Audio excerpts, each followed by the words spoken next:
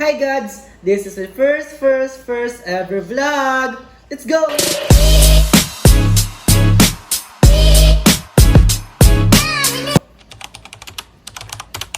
Ano? What is your favorite holiday and why? My favorite holiday ay Pasko. Kasi doon lang kami nagkakasama-sama ng mga family ko. Tapos mga kapatid ko kasi nasa trabaho na. What family member are you closest to? Yung pangalawa kong kapatid, si Ate Jenny Lynn. Siya kasi yung parang best friend ko. What is something that always makes you smile? Kasama ko si Oreo at yung family ko. For me, it's special.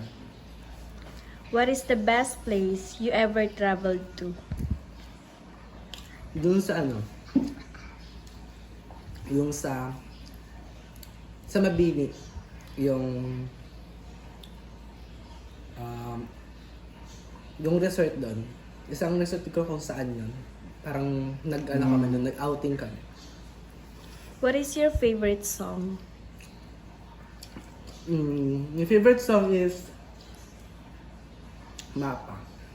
For me, nag-indicate siya sa akin ng family ko, na sila yung strength ko to continue my life. Do you have any pets? Yeah, I have. Which is si Oreo. Kakapanganak lang kahapon. What is your favorite sport? I have three favorite sports. Badminton, taekwondo, and volleyball. If you could travel to the past and change one event, would you? Which one and why?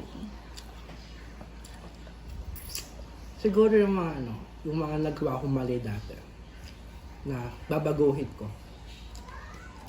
Do you believe that people can change and why? Yeah. Kasi nasa kanila kung magbabago sila. Kung paano sila magbabago. That's it! Bye!